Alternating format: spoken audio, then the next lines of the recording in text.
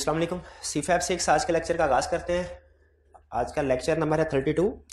आज के लेक्चर में हम 3 चीज़ें कवर करेंगे। एक ISRE 2410 इसको कंप्लीट करेंगे, फिर इसके बाद रिव्यू का दूसरा स्टैंडर्ड ISRE 2400 इसको डिस्कस करेंगे, जो कि मोर देन 85% 2410 के प्रिंसिपल और प्रोसीजर पे बेस कर रहा है। यानी मोर देन 85% ISRE 2400 में जो प्रिंसिपल्स और जो प्रोसीजर्स हैं वो कौन से वाले हैं, वही जो कि 2410 में। इसलिए हमने इन दोनों के क्वेश्चंस को इकट्ठा प्रैक्टिस करेंगे, ठीक है, क्योंकि इनके क्वेश्चन में नॉर्मली वो प्रोसीजर्स की बात करता है। हमसे प्रोसीजर पूछता है कि बताइए रिव्यू में कौन से प्रोसीजर परफॉर्म किए जाएंगे, जो कि दोनों केसेस में तकरीबन सेम है। तीसरी चीज हमारी होगी पास्ट पेपर्स। ISRE 2410 के बारे में ज़्यादातर चीज़ें हमने कल के लेक्चर में डिस्कस कर ली थी। उनमें से कोई क्वेश्चन पूछना चाहते हो तो पूछ लीजिए। अच्छा, आज कुछ मेरी तबीयत डाउन है, कुछ हल्का सा बुखार है मुझे, तो थोड़ा लेक्चर स्लो टेम्पो पे चलेगा, ठीक है, उसके साथ आप एडजस्टमेंट कर लीजिएगा जी। कोई क्वेश्चन? कोई क्वेश्चन नहीं, सब समझ आ गया था, सब ठीक है। हमने कल जो बात छोड़ी थी जहां पे, वो था हमारा अकम्पनिंग इंफॉर्मेशन। अकम्पनिंग इंफॉर्मेशन को हम ऑडिट की लैंग्वेज में कहते हैं अदर इंफॉर्मेशन, और रिव्यू की लैंग्वेज में कहते हैं अकम्पनिंग इंफॉर्मेशन, यानी वो इंफॉर्मेशन जो फाइनेंशियल स्टेटमेंट के साथ अकम्पनीड है, यानी साथ अटैच्ड है, ठीक है। क्या कह रहा है? कह रहा है ये कंसेप्ट, बेसिक कंसेप्ट वही है जो आपको याद होगा, हमने ISA 720 में पढ़ा था कि अगर हम जिस फाइनेंशियल स्टेटमेंट्स पे ऑडिट रिपोर्ट दे रहे हैं वो फाइनेंशियल स्टेटमेंट किसी एनुअल रिपोर्ट में इंक्लूड की जा रही है, तो एज ऑडिटर हमने उस एनुअल रिपोर्ट में जो फाइनेंशियल स्टेटमेंट के अलावा अदर इंफॉर्मेशन है उसको भी रीड करना है। सेम कंसेप्ट आपको याद होगा, शायद 800 सीरीज में भी हमने यही कंसेप्ट पढ़ा था कि अगर कोई और इंफॉर्मेशन भी पब्लिश की जा रही है फाइनेंशियल स्टेटमेंट के साथ, तो हमने उस इंफॉर्मेशन को भी पढ़ना है, कहीं वो इंफॉर्मेशन गलत तो नहीं। 800 सीरीज में भी सिमिलर कंसेप्ट था, 700 में भी यही कंसेप्ट था। रिव्यू में भी नाम उसने चेंज किया है, ठीक है, और तकरीबन यही कंसेप्ट है, बेसिक कंसेप्ट यही है, लेकिन असूल कुछ फर्क है। जो ISA 720 है वो कहता है अगर आपको अदर इंफॉर्मेशन में, अच्छा अब मैं नाम अदर इंफॉर्मेशन का ही यूज करूंगा, लेकिन आपने रिव्यू के कंटेक्स्ट में अज्यूम करना है कि अकम्पनिंग इंफॉर्मेशन की टर्म में यूज कर रहा हूं, बोल रहा हूं, हालांकि मैं अदर इंफॉर्मेशन ही यूज करूंगा ताकि हमारा कंसेप्ट वो सेम है। 720 ये कहता है हमने एज ऑडिटर अदर इंफॉर्मेशन को रीड करना है। अगर अदर इंफॉर्मेशन में मिस स्टेटमेंट है तो हम अदर इंफॉर्मेशन के पैराग्राफ में बताएंगे कि मिस स्टेटमेंट है, और अगर अदर इंफॉर्मेशन ठीक है, उसमें कोई मिस स्टेटमेंट नहीं है, तो फिर भी अदर इंफॉर्मेशन का पैरा जरूर आएगा। उसमें हम ये लिख देंगे we have nothing to report in this regard, यानी चाहे अदर इंफॉर्मेशन करेक्ट है या मिस स्टेटेड है, दोनों सूरतों में अदर इंफॉर्मेशन का पैराग्राफ आएगा। 720 ने यह कहा था। यहां पे जो रिव्यू एंगेजमेंट में भी प्रिंसिपल असूल रिक्वायरमेंट यही है कि हमने अदर इंफॉर्मेशन को पढ़ना है और यह देखना है कि इसमें कोई मिस स्टेटमेंट तो नहीं है, लेकिन यहां पे रिपोर्टिंग का रूल डिफरेंट है। यहां पे रिपोर्टिंग है बाय एक्सेप्शन। बाय एक्सेप्शन का मतलब यह है अगर तो कोई मिस स्टेटमेंट नजर आती है तो हम ये पैराग्राफ इंक्लूड करेंगे, वरना ये पैराग्राफ नहीं आएगा। ये बात समझ आ रही है? यानी सिर्फ एक्सेप्शनल केस में आएगा पैराग्राफ, वरना ये पैराग्राफ नहीं आएगा। पहली चीज ये। दूसरी चीज, अगर फर्ज कीजिए मिस स्टेटमेंट है तो रिव्यू एंगेजमेंट फर्दर इस मिस स्टेटमेंट को 2 हिस्सों में डिवाइड करता है। कहता है ये मिस स्टेटमेंट 2 तरह की हो सकती है। अदर इंफॉर्मेशन मिस स्टेटेड है। अच्छा, अदर इंफॉर्मेशन की एग्जांपल याद है आपको? क्या एग्जांपल होती थी other? Directors report, chairman review report वगैरह। शाबाश। और उसमें आपको याद होगा 720 हमें कुछ एग्जांपल्स भी देता है, कुछ एग्जांपल्स देता है ना। वो शायद अपेंडिक्स में भी थी, जो मैंने आपसे कहा था आपने रीड करनी है, कि अदर इंफॉर्मेशन में कौन कौन सी इंफॉर्मेशन या स्टैटिस्टिक्स इंक्लूड किए जा सकते हैं। तो रिव्यू एंगेजमेंट अदर इंफॉर्मेशन को 2 हिस्सों में डिवाइड करता है। एक वो इंफॉर्मेशन जो कि फाइनेंशियल स्टेटमेंट्स में प्रेजेंट की जा रही है, वही इंफॉर्मेशन अदर इंफॉर्मेशन में भी प्रेजेंट की जा रही है। जैसे फाइनेंशियल स्टेटमेंट्स में रिसर्च एंड डेवलपमेंट एक्सपेंडिचर को रिपोर्ट किया गया, और डायरेक्टर ने अपनी रिपोर्ट में भी कहा हमने इस साल बहुत रिसर्च की है, हमने 500 मिलियन का बजट एलोकेट कर दिया रिसर्च को। ये 500 मिलियन रिसर्च ये वो इंफॉर्मेशन है जो कि अदर इंफॉर्मेशन में भी है और फाइनेंशियल। एग्रीड। इसी तरह फर्ज कीजिए अदर इंफॉर्मेशन में पिछले कई सालों की सेल्स का ग्राफ बना के प्रेजेंट किया गया। अब ये जो ग्राफ है ये फाइनेंशियल स्टेटमेंट का हिस्सा तो नहीं ना होता, ये तो अपनी तरफ से डायरेक्टर रिपोर्ट में इंक्लूड करते, लेकिन ये अदर इंफॉर्मेशन में जो सेल्स इंक्लूड की गई ये फाइनेंशियल स्टेटमेंट्स में भी अपीयर हो रही होती है। एग्री करते हैं? अच्छा, कुछ इंफॉर्मेशन अदर इंफॉर्मेशन की ऐसी है जो फाइनेंशियल स्टेटमेंट्स में आ रही होगी, कुछ ऐसी है जो नहीं आ रही होगी। ठीक है, जैसे फर्ज कीजिए किसी डायरेक्टर का नाम, किसी डायरेक्टर का एक्सपीरियंस, ठीक है, या फॉर एग्जांपल अगर उन्होंने कहा जी हमारा हेडक्वार्टर जो है वो यूएसए में है कंपनी का, या कंपनी की जो फर्ज कीजिए कुछ एसोसिएटेड कंपनीज हैं उनके बारे में कुछ ऐसी इंफॉर्मेशन इंक्लूड दे दी गई है जो कि फैक्चुअली इनकरेक्ट है, गलत है। तो कंसेप्ट ये बिल्ड हुआ कि अदर इंफॉर्मेशन में डायरेक्टर जो भी इंफॉर्मेशन मुनासिब समझे वो इंक्लूड कर सकते हैं। एग्रीड। इसमें से कुछ इंफॉर्मेशन फाइनेंशियल स्टेटमेंट्स में इंक्लूड हो रही होगी, रिफ्लेक्ट हो रही होगी, और कुछ इंफॉर्मेशन फाइनेंशियल स्टेटमेंट्स में रिफ्लेक्ट नहीं हो रही होगी। अगर हम डायरेक्टर रिपोर्ट जब पढ़ेंगे, अगर हमें कोई ऐसी इंफॉर्मेशन सामने आती है जो कि फाइनेंशियल स्टेटमेंट्स में रिफ्लेक्ट हो रही है, हमने देखना है दोनों इनकंसिस्टेंट तो नहीं, कहीं ऐसा तो नहीं सेल्स के ग्राफ में जो पिछले साल की सेल्स की फिगर दी गई है वो गलत है। अगर कोई ऐसी इंफॉर्मेशन डायरेक्टर रिपोर्ट में आ रही है जो फाइनेंशियल स्टेटमेंट में भी है और गलत है और दोनों में फर्क है, दोनों में, उसे हम कहते हैं inconsistency with interim financial information. Accompanying information is inconsistent with interim financial information. Concept build हो रहा है? इस आईडी का मतलब समझ आ रहा है? Accompanying information is inconsistent with accompanying interim financial information. दूसरी हेडिंग क्या है? If there is misstatement of fact, misstatement of financial figure नहीं, फैक्ट। इसकी एक्सप्लेनेशन में वो कहता है अगर सेल्स या कोई भी फाइनेंशियल फिगर फाइनेंशियल स्टेटमेंट में कुछ हो रहा है, अदर इंफॉर्मेशन में कुछ हो रहा है, आप इन्वेस्टिगेट करें, दोनों में से लाजमी बात है कोई एक चीज सही है एक चीज गलत है, तो आप देखें क्या, अगर फाइनेंशियल स्टेटमेंट्स गलत है तो क्या करना चाहिए बताएं? मैनेजमेंट से कहेंगे करेक्ट करने को, अगर करेक्ट नहीं करते तो मिस स्टेटमेंट होगी। ओपिनियन हम कौन सा एक्सप्रेस करेंगे? इफेक्ट देखेंगे, क्वालिफाइड या एडवर्स ओपिनियन एक्सप्रेस करेंगे। एग्रीड। यहां ध्यान से अब कंसेप्ट समझिएगा आगे। अगर इनकंसिस्टेंसी है और पता चलता है फाइनेंशियल स्टेटमेंट्स गलत है, हमने मॉडिफाइड ओपिनियन की तरफ जाना है। दूसरा कंसेप्ट, अगर इनकंसिस्टेंसी है और पता चला फाइनेंशियल स्टेटमेंट ठीक है, अदर इंफॉर्मेशन गलत है, तो ओपिनियन अनमॉडिफाइड होगा, लेकिन हमने रिपोर्ट में यह डिस्क्राइब करना है, डिस्क्राइब करना है क्या कि अदर इंफॉर्मेशन गलत है। और ये किस पैराग्राफ में आएगा? ये किस पैराग्राफ में आएगा? अदर मैटर में। रिव्यू में अदर इंफॉर्मेशन का पैराग्राफ नहीं होता, अदर मैटर के पैराग्राफ में हमें रिपोर्ट करें। क्लियर? अच्छा, ये तो है miss statement in financial information. अब है miss statement of fact. Miss statement fact का कंसेप्ट समझे। डायरेक्टर्स रिपोर्ट में कोई ऐसी इंफॉर्मेशन है जो जिसका फाइनेंस से अमाउंट से ताल्लुक नहीं है, फैक्चुअल है, मे भी कोई डेट उन्होंने गलत लिख दी, ठीक है, हमारा प्लांट जो है वो कमेंस हुआ 1 जनवरी को, हालांकि वो हो सकता है इससे पहले 30 नवंबर को कमेंस हुआ। ये मिस स्टेटमेंट है, ये है मिस स्टेटमेंट ऑफ फैक्ट। हो सकता है उस प्लांट की कैपेसिटी गलत बताई गई हो कि हमारा प्लांट जो है वो डेली बेसिस के ऊपर 1 मिलियन यूनिट प्रोड्यूस कर सकता है, हालांकि वो मंथली 1 मिलियन यूनिट प्रोड्यूस कर सकता है। अब ये कैपेसिटी आपको पता है फाइनेंशियल इंफॉर्मेशन में रिपोर्ट नहीं है हो रही।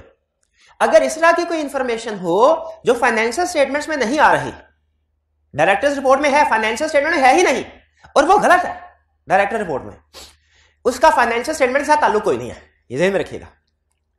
क्या हमें उसके ऊपर कोई एक्शन लेना चाहिए? इसका जवाब है यस। ये कहलाती है miss statement of fact. Inconsistency और मिस स्टेटमेंट ऑफ फैक्ट में फर्क समझ आ गया? इनकंसिस्टेंसी में वो इंफॉर्मेशन दोनों जगह पे है, मिस स्टेटमेंट ऑफ फैक्ट में वो इंफॉर्मेशन सिर्फ एक जगह पे है। कहां? अदर इंफॉर्मेशन में। इसीलिए आपने एग्जाम में ध्यान से ये देखना होगा, आपको वो खुद से नहीं बताएगा कि ये इंफॉर्मेशन फाइनेंशियल स्टेटमेंट्स में इंक्लूडेड है कि नहीं, आपको उसको देख के अंदाजा लगाना पड़ेगा। और उसने 720 में बहुत अच्छी लिस्ट दी है। वो जब कभी केस स्टडी सेट करेगा ना, 720 में उसने लिस्ट दी हुई है कि नॉर्मली अदर इंफॉर्मेशन में कौन कौन सी इंफॉर्मेशन इंक्लूड की जाती है, वहां से केस स्टडी बनाएगा, उसको जरूर पढ़ लीजिए, ठीक है। अब यहां पे अगर मिस स्टेटमेंट ऑफ फैक्ट है, मिस, इसमें क्या हमारा ओपिनियन मॉडिफाई होना चाहिए? नहीं होना चाहिए। ठीक है, हम बताएंगे जरूर। किसको बताएं? डायरेक्टर्स को, कि भाईजान ये मिस स्टेटमेंट फैक्ट है, इसको ठीक कर ले। लेकिन हमारी रिपोर्ट मॉडिफाई नहीं होगी। बता सकते हैं रिपोर्ट मॉडिफाई क्यों नहीं होगी? क्योंकि इसका फाइनेंशियल स्टेटमेंट के साथ ताल्लुक ही नहीं है। लेकिन हमारा स्टैंडर्ड कहता है लेकिन आपका रिस्क बढ़ जाना चाहिए। क्यों? एक बंदा झूठ बोल रहा है और आप कि तुम झूठे हो, वो फिर भी झूठ बोल रहा है, इंटेग्रिटी डाउटफुल होती है कि नहीं? तो यहां पे ये झूठ नहीं है क्या? मिस स्टेटमेंट ऑफ, इसके साथ लिख ले चाहे अंडरलाइन करके, misstatement fact is equal to झूठ।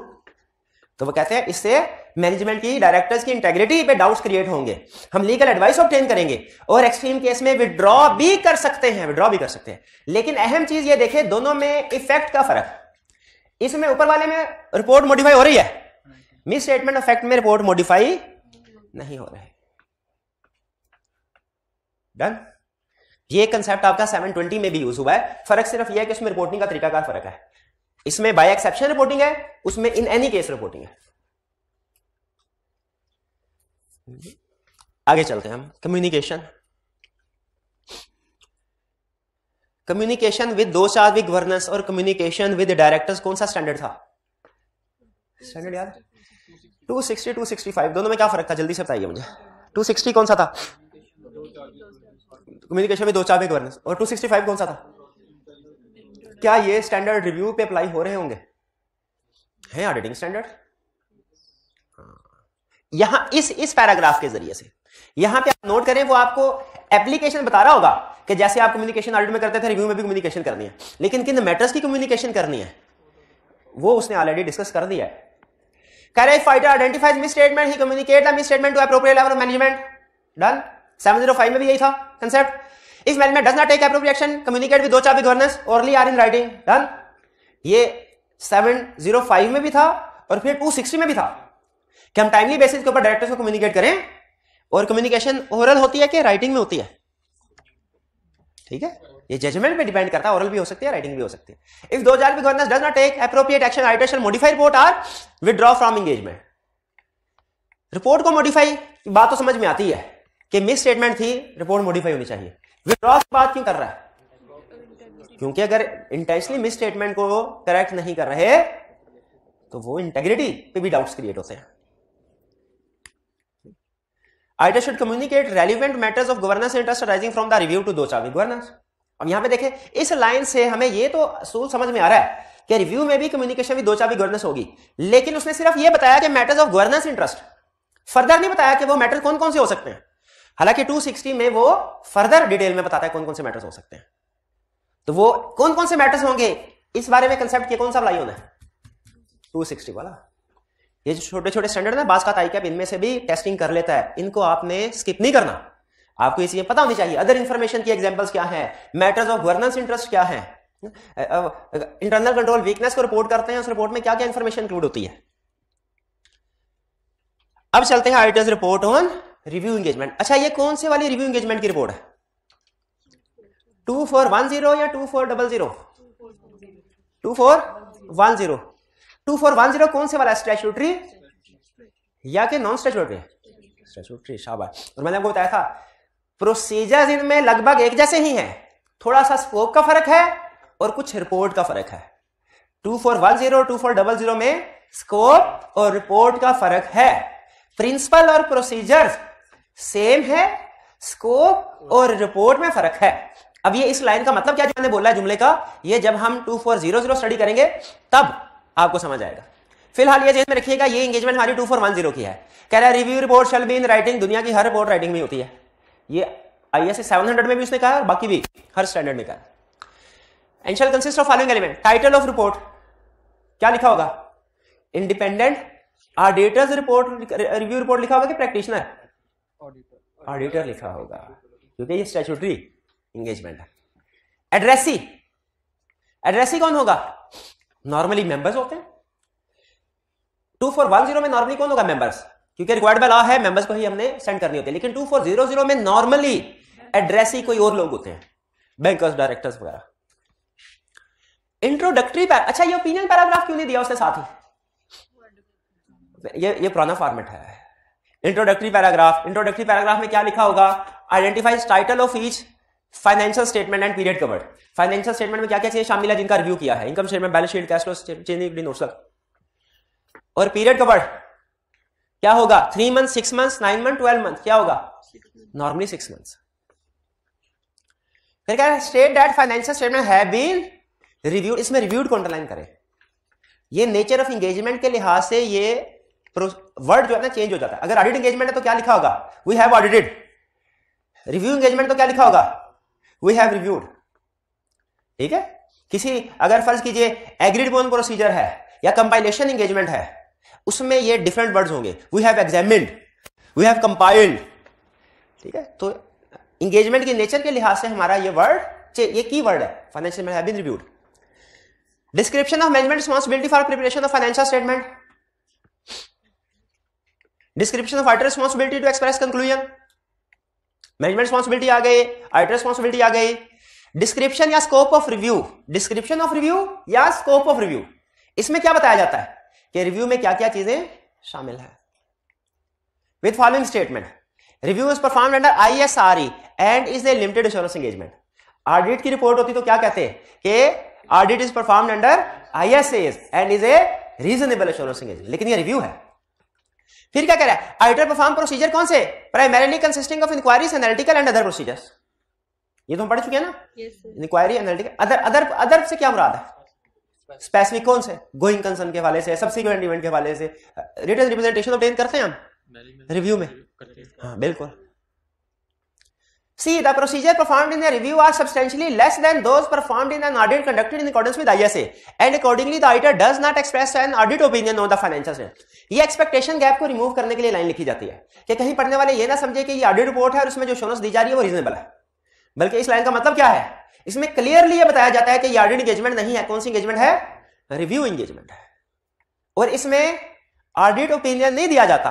क्या दिया जाता है भला? ऑडिट ओपिनियन नहीं दिया जाता तो इसका मतलब है इसमें कुछ ओपिनियन होता ही नहीं है? नहीं होता है, लेकिन ऑडिट ओपिनियन नहीं होता। वो क्या होता है? रिव्यू कंक्लूजन होता है। क्या होता है? Review conclusion. A paragraph under the heading conclusion, if conclusion modified, reason of modification shall also be explained. Modified opinion हो तो उसकी रीजन भी एक्सप्लेन करनी पड़ेगी। अच्छा, रीजन एक्सप्लेन करने का तरीकाकार वही है जो हमने पहले सीखा हुआ है। सीखा हो, याद है? सीखा था ना 705 में? हाँ जी, नेचर। मिस स्टेटमेंट का अलग सीखा था, स्कोप लिमिटेशन का अलग सीखा था। मिस स्टेटमेंट में भी अमाउंट, शाबाश शाबाश, डेट ऑफ रिपोर्ट, सिग्नेचर और प्लेस। फिर हमें आगे बता रहा है स्टडी टिप। स्टडी में क्या है? कह रहा है practitioner can also include in his report emphasis of matter and or other matter paragraph. यानी रिव्यू रिपोर्ट में एमसीएस ऑफ मैटर पैराग्राफ भी आ सकता है। एग्जाम्पल दीजिए जी। ओ सॉरी, प्रैक्टिशनर यहाँ पे ऑडिटर आना चाहिए। शाबाश शाबाश, यहाँ पे प्रैक्टिशनर नहीं बल्कि ऑडिटर का लफ्ज आना चाहिए। शाबाश। अच्छा, अब मेरा भाई एग्जाम्पल दीजिए। ये स्टडी टिप केस स्टडी के पॉइंट ऑफ व्यू से अहम है। कोई एक एग्जाम्पल दीजिए जिसमें रिव्यू एंगेजमेंट में एमसीएस मैटर आ सकता है। Material uncertainty related to going concern हो तो क्या एमसीएस मैटर पैराग्राफ आ सकता है? आ सकता है, हाँ बिल्कुल आ सकता है, क्योंकि ये रिव्यू है पुराना फॉर्मेट। अदर मैटर की कोई एग्जांपल दे दो, कोई ऐसी सिचुएशन जिसमें अदर मैटर पैराग्राफ आ सकता हो। हाँ, डिस्ट्रीब्यूशन रिस्ट्रिक्ट करनी हो, लेकिन नॉर्मली ये स्टैट्यूटरी एंगेजमेंट जो होती है ना, रिव्यू एंगेज, इसमें डिस्ट्रीब्यूशन रिस्ट्रिक्ट नहीं होती। कोई और एग्जांपल बताए। अगर 2400 कर रहे होते ना तो फिर मैं आपकी बात बिल्कुल सही मानता कि सर डिस्ट्रीब्यूशन रिस्ट्रिक्ट करनी है ना, क्योंकि उसकी डिस्ट्रीब्यूशन रिस्ट्रिक्ट कर सकते, वो खास पर्पस हो तभी रिव्यू एंगेजमेंट परफॉर्म की जाती है। 2410 तो स्टैट्यूटरी है ना, सेकंड क्वार्टर की फाइनेंशियल स्टेटमेंट कंपनी लाल भी कहा हुआ है पाकिस्तान में रिव्यू होगी। और एग्जांपल हिंट दूं, अभी थोड़ी देर पहले डिस्कस हुई है इसी क्लास में जी। हाँ जी, जब अकम्पनिंग इंफॉर्मेशन मिसस्टेटेड हो। अच्छा, मिसस्टेटमेंट ऑफ फैक्ट हो या इनकंसिस्टेंसी वाले? हाँ, इनकंसिस्टेंसी वाले में। और इस इनकंसिस्टेंसी में जब इन्वेस्टिगेट करें तो अदर इंफॉर्मेशन गलत साबित हो, फाइनेंशियल स्टेटमेंट ना गलत साबित हो। अगर इनकंसिस्टेंसी है, इन्वेस्टिगेट किया, फाइनेंशियल इंफॉर्मेशन गलत साबित हुई, फाइनेंशियल स्टेटमेंट गलत साबित, इफेक्ट ऑफ रिपोर्ट क्या होगा? Modified opinion. अगर इनकंसिस्टेंसी है, इन्वेस्टिगेट किया, अकम्पनिंग इंफॉर्मेशन गलत साबित हुई, अनमॉडिफाइड ओपिनियन लेकिन अदर मैटर बैक, शाबाश। और अगर मिस स्टेटमेंट ऑफ फैक्ट है तो ना ओपिनियन ना अदर मैटर, रिपोर्ट पे इफेक्ट कोई नहीं आएगा, बल्कि दो चाबी गवर्नेंस को कम्युनिकेट करना है, वो भी फिर भी ठीक ना करे तो इसका मतलब इंटेग्रिटी डाउटफुल है, इंटेग्रिटी डाउटफुल है। ये एक केस स्टडी थी, किसी जगह पढ़ी थी, शायद एससीसी का क्वेश्चन था कि कंपनी के साथ गवर्नमेंट ने एग्रीमेंट किया था कि आपने at any point of time हम minimum 1000 litre for example inventory जो है मेंटेन करनी है, ताकि अगर गवर्नमेंट को जरूरत पड़े तो गवर्नमेंट फौरी तौर पे ऑब्टेन कर ले। ठीक है, अब क्लाइंट ने इन्वेंट्री की क्वांटिटी वगैरह बिल्कुल ठीक रिपोर्ट की हुई है, अमाउंट ठीक है, लेकिन असल में वो क्वांटिटी जो गवर्नमेंट ने कहा 1000 लीटर उससे कम है, वो 750 लीटर है, लेकिन उन्होंने अपने डायरेक्टर्स रिपोर्ट के अंदर 1000 लीटर ही कहा हुआ है कि हमने जो इन्वेंट्री मेंटेन की है वो 1020 लीटर है, ताकि वो कंप्लायंस गवर्नमेंट की मीट हो जाए। अब ये डिस्क्लोजर जहां तक मेरी अंडरस्टैंडिंग है, मे बी, लेकिन ये एडिशनल डिस्क्लोजर है, अदर इंफॉर्मेशन, ये फाइनेंशियल स्टेटमेंट में तो नहीं आता। कुछ इस तरह का डिस्क्लोजर था जो कि फाइनेंशियल स्टेटमेंट में रिक्वायर्ड नहीं था, लेकिन गवर्नमेंट ने कॉन्ट्रैक्ट किया था और कहा था आपने इसको डिस्क्लोज किया है अपनी रिपोर्ट में, ताकि हमें पता चलता रहे आपने इन्वेंट्री बैलेंस मेंटेन किया कि नहीं। वो गलत था। अब फाइनेंशियल स्टेटमेंट ठीक थी, और ये इंफॉर्मेशन ऐसी थी जो कॉन्ट्रैक्ट की वजह से आ रही थी, आईएफआरएस की वजह से नहीं इंक्लूड की थी। किसकी वजह से? गवर्नमेंट के कॉन्ट्रैक्ट की वजह से। लेकिन गलत, ये मिसस्टेटमेंट ऑफ फैक्ट हो गया। अब खुद बताइए डायरेक्टर्स ने या मैनेजमेंट ने क्यों ये गलत इंफॉर्मेशन रिपोर्ट की है? ताकि वो जो गवर्नमेंट के साथ एग्रीमेंट है वो चलता रहे। अब इसमें इंटेग्रिटी पे डाउट क्रिएट होते हैं कि नहीं, कि झूठ बोल के गवर्नमेंट से बिलिंग ले रहे हैं, शायद स्टोरेज कास्ट की बिलिंग वसूल कर रहे हैं। तो ये आपने फर्क रखना है मिस स्टेटमेंट ऑफ फैक्ट में और इनकंसिस्टेंसी में। अच्छा, अभी एमसीक्यू मैटर अदर मैटर की एग्जांपल आपने दे दी, दो और पैराग्राफ आपके सामने रखना है, आपने मुझे बताना है वो इंक्लूड होंगे कि नहीं। नहीं, एक की ऑडिट मैटर पैराग्राफ वो आएगा कि नहीं? क्यों नहीं आएगा?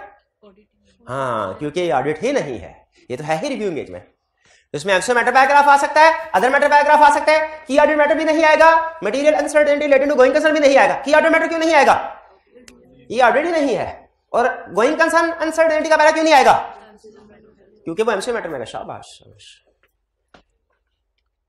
मॉडिफिकेशन ये कल हमने पढ़ लिया था, है ना, कि मिस स्टेटमेंट हो इफेक्ट मटेरियल हो कौन सा opinion, sorry conclusion. Miss statement है इफेक्ट मटेरियल कौन सा कंक्लूजन? क्वालिफाइड। मिस स्टेटमेंट है इफेक्ट परवेसिव है कौन सा कंक्लूजन? एडवर्स। स्कोप लिमिटेशन है इफेक्ट मटेरियल है कौन सा कंक्लूजन? डिस्क्लेमर। शाबाश। इन रेयर केसेस क्वालिफाइड ओपिनियन हो सकता है, लेकिन क्योंकि वो पहले ही रिव्यू एंगेजमेंट है, पहले ही कंप्लेंट्स ऑब्टेन करना है। ठीक है, गोइंग कंसर्न का उसने बता दिया, अगर गोइंग कंसर्न को सही तरीके से डिस्क्लोज कर दिया हुआ है तो एमसीक्यू मैटर में आएगा, और अगर सही तरीके से डिस्क्लोज नहीं किया हुआ तो क्या बन जाता है? Miss statement. उस पर फिर क्वालिफाइड ओपिनियन या adverse opinion, sorry conclusion. Conclusion, opinion का वर्ड ऑडिट एंगेजमेंट के लिए होता है, कंक्लूजन का वर्ड रिव्यू के लिए होता है। ये गोइंग कंसर्न वाली बात समझ आ गई? अच्छा, अदर कंसिडरेशन, मुझे लग रहा है ये आप ऑलरेडी पढ़ चुके हैं। आपने मुझे उस स्टैंडर्ड का नाम नंबर बताना है जिसमें आपने ये कंसेप्ट पढ़ा है। Correct document containing interim financial information indicates that these have been reviewed but review report is not included in the document. 810। शाबाश। इसका क्या? इनएप्रोप्रिएट एसोसिएशन पढ़ा था। इसमें क्या करना होता है? ऑडिटर ने लीगल एडवाइस ऑब्टेन करना है, और अगर ऑडिटर ने मॉडिफाइड रिव्यू रिपोर्ट इशू की हो but management issued interim financial statement without review report, दोनों वही एग्जांपल आगे कि नहीं आगे? भाई एग्जांपल आगे कि नहीं? वही कोर्स ऑफ एक्शन भी सेम है। ठीक है, ये तो लिखा कि रिव्यू करवाया है, रिव्यू रिपोर्ट इंक्लूड नहीं की, इसमें भी रिव्यू रिपोर्ट इंक्लूड नहीं की। ठीक है, क्यों? क्योंकि मॉडिफाइड कंक्लूजन दिया था। दोनों सूरतों में ये फाइनेंशियल स्टेटमेंट्स मिसलीडिंग है कि नहीं? कोर्स ऑफ एक्शन सेम है। ऑडिटर से legal advice to determine appropriate course of action, further auditor can withdrawal. उसने कहा एनुअल फाइनेंशियल स्टेटमेंट से भी विड्रॉल कर लो। याद रखें 2410 में जब विड्रॉल होता है ना, तो सिर्फ रिव्यू से विड्रॉल नहीं होता, ऑडिट से भी हो जाता है। मैनेजमेंट तो वही है ना, मैनेजमेंट तो वही है। डॉक्यूमेंटेशन में कहते हैं आपने जो भी sufficient appropriate audit evidence obtain किया, जो भी प्रोसीजर परफॉर्म किया है, रिव्यू में क्या नहीं करते हम? करते हैं। तो उसकी डॉक्यूमेंटेशन होनी चाहिए आपके पास। वो कौन सी एंगेजमेंट है जिसमें हमने वेरिफिकेशन के प्रोसीजर परफॉर्म नहीं किए थे? सिर्फ एक एंगेजमेंट अभी तक हमने पढ़ी है जिसमें हमने कोई वेरिफिकेशन का प्रोसीजर परफॉर्म ही नहीं किया था। बताएं? 810। उसमें सिर्फ हमने समरी बनाई थी। वेरिफिकेशन हमने ये तो देखा था कि टोटल कर के वो एनुअल के बराबर आती है कि नहीं फिगर्स, लेकिन उनको वेरीफाई नहीं किया था। बाकी जिस जगह पे भी आपने जो भी एंगेजमेंट परफॉर्म करे उसमें कुछ ना कुछ वेरिफिकेशन प्रोसीजर होते हैं, और अगर प्रोसीजर परफॉर्म किए तो उसका मतलब आपने डॉक्यूमेंट्स को मेंटेन करना है। अब ये है रिव्यू रिपोर्ट का फॉर्मेट, स्टैंडर्ड ने दिया है, ये अनमोडिफाइड है कंक्लूजन, इसके बाद मॉडिफाइड कंक्लूजन है। ये तकरीबन वही है जो हमने 705 में पढ़े हैं, लेकिन हाईली रिकमेंडेड आपने इसको एक दफा पढ़ना है। मैं रीडिंग तो आपको करवाऊंगा एक, लेकिन मैं स्टैंडर्ड के फॉर्मेट से नहीं, बल्कि जो पाकिस्तान में फॉर्मेट यूज होता है ना उससे, वो है यही, सिर्फ एक थोड़ा सा फर्क है, बाकी सारी चीजें यही है। वो थोड़ा सा फर्क याद है आपको क्या है? कल पढ़ा नहीं था? क्या था? Unique document identification number. Search करके आए हैं? किसी स्टूडेंट ने सर्च किया है? ये ले,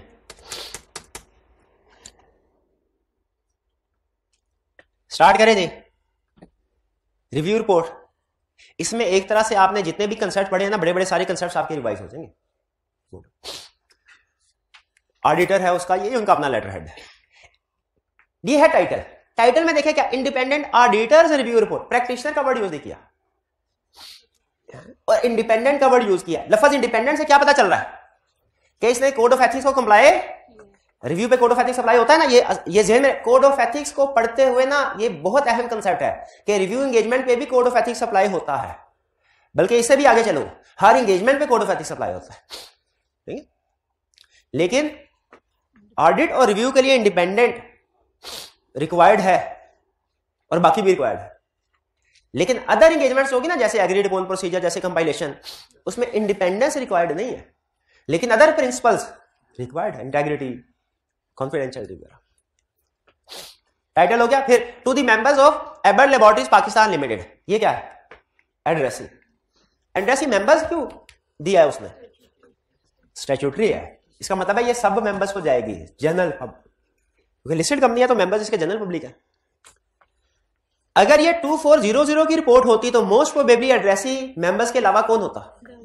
डायरेक्टर्स या फिर बैंकर्स वगैरह। और रिपोर्ट के अंदर अदर मैटर पैराग्राफ भी आता डिस्ट्रीब्यूशन को रिस्ट्रिक्ट करने के लिए। क्लियर? फिर कह रहा है report on review of interim financial statements, ये टाइटल ही है। इंट्रोडक्शन पहली हेडिंग। अभी क्या पढ़ा था इंट्रोडक्शन में? वो क्या बताता है? किस सेट का ऑडिट किया, किस पीरियड का किया।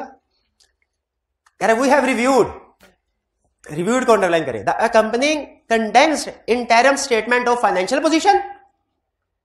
ठीक है, कंडेंस का मतलब कंडेंस ही है, ये इसके ऊपर आपने गौर नहीं करना। Interim statement of financial position का मतलब समझ आ गया आपको? एनुअल नहीं है, हाफ ईयरली है, मिड ऑफ द ईयर की है। Of Abbott Laboratories Pakistan Limited, the company as at 30 June and related condensed interim statement of profit and loss, condensed statement comprehensive income, cash flows, change in equity, notes to the interim finance for 6 months period then ended, जो कि आगे हम क्या कहेंगे इनको? Interim financial statements. Clear हो गया?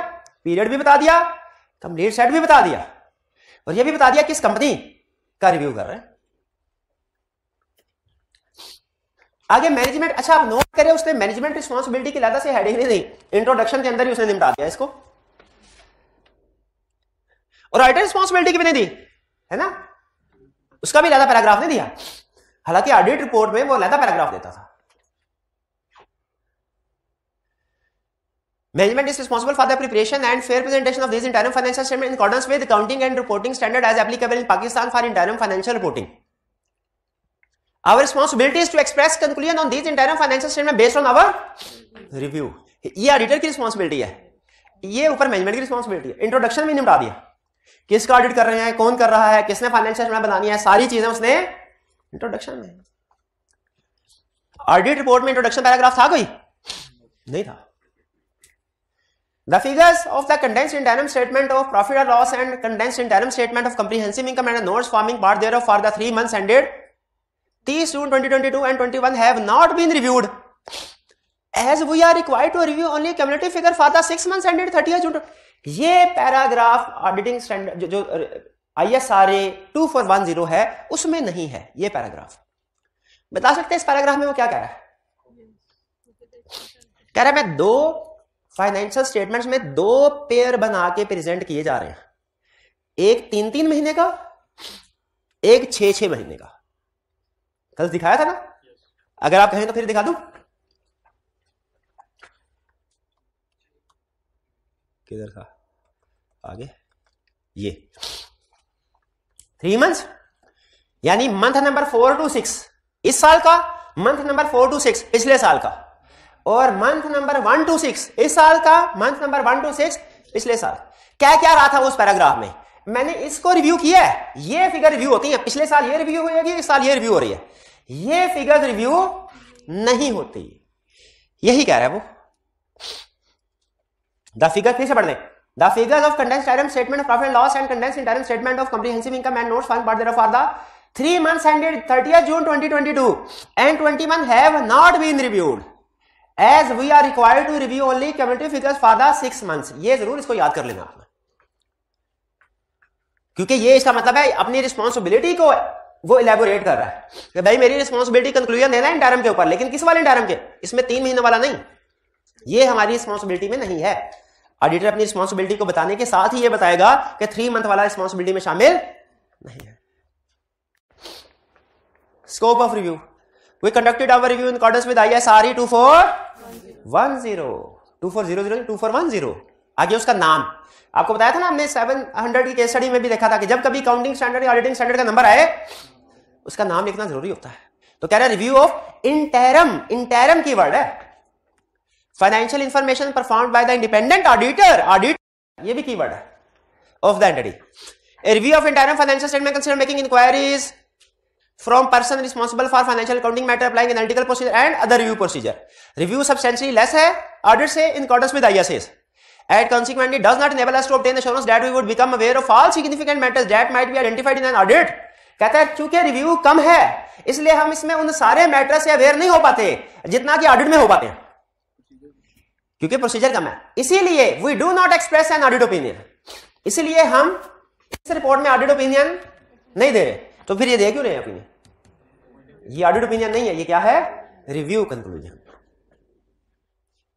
और फिर कंक्लूजन क्या है, based on our review nothing has come to our attention that causes us to believe that company interim financial statements are not prepared in all material aspects in accordance with accounting and reporting standard as applicable in Pakistan for interim financial reporting.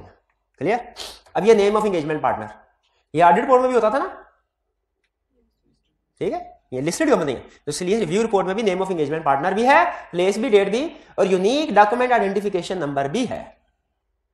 कल नहीं search कर सके, आज जाके search करके देखिएगा ये क्या चीज होती है, इसका पर्पस क्या, पर्पस आपने मुझे बताना है।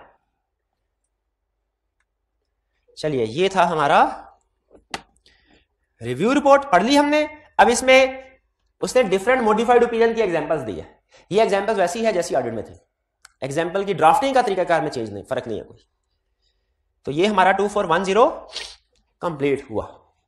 अब हम क्वेश्चंस की तरफ जाने से पहले 2400 पहले कवर करेंगे, उसके बाद दोनों के इकट्ठे क्वेश्चन, क्योंकि दोनों के क्वेश्चन में चूंकि जो प्रोसीजर्स हैं वो एक ही तरह के हैं दोनों में, inquiry, analytical and other review, और ज्यादातर केस स्टडी प्रोसीजर बेस्ड होती है।